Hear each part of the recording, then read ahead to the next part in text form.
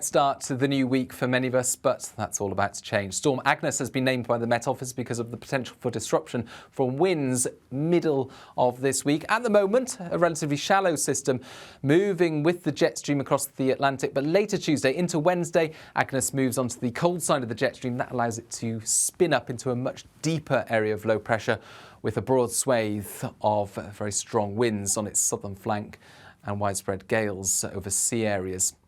But that's not the only weather happening this week. Before Agnes arrives, there are some weather fronts to talk about, a couple of lows to the north and northwest of the UK, and quite a breezy picture on Monday night ahead of the first weather front moving in for Tuesday. So with that breeze and with some patchy cloud around, it's not going to be a particularly cold night. Nevertheless, lighter winds towards the south and the east of the UK will allow some mist to form by dawn, and there will continue to be some cloud patches, even the odd shower towards western parts.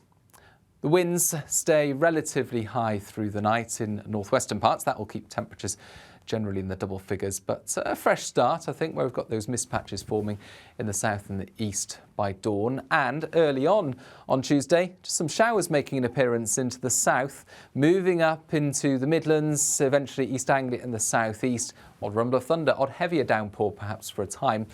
They clear away by lunchtime, and then we've got this other feature, the weather front that's sitting out to the west of the UK, bringing some heavier and more persistent rain early on for Northern Ireland and Scotland, clearing to showers later. And then really Tuesday afternoon looks like a mix of sunny spells and showers, the heaviest downpours towards the west and the north, odd rumble of thunder in western Scotland and Northern Ireland. Quite a blustery day to come as well, with the risk of coastal gales around some exposed northern and northwestern areas. And that will make it feel on the cool side, but actually towards the southeast with some sunny spells, temperatures a little above average for the time of year, 22, 23 Celsius.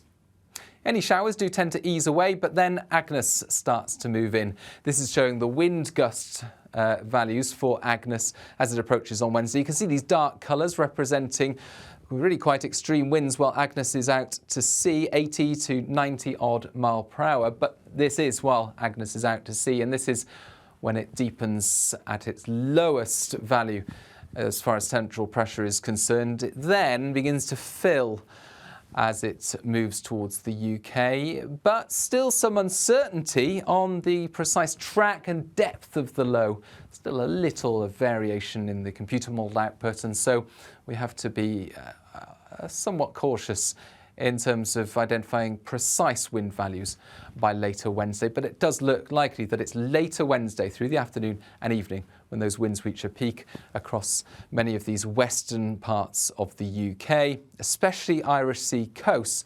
And that's why a wind warning has been issued quite widely across the UK, but I'm sure details will be refined over the coming hours and days.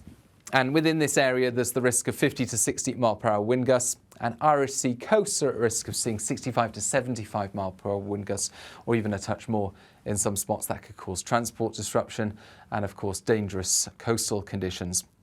But before all that happens, Wednesday starts off mostly fine for many, especially towards the north and the east. Some early sunshine, showers clearing the northwest of Scotland. But then the rain ahead of Agnes moves into Northern Ireland, western parts of Britain, and the wind really picks up into the afternoon and early evening.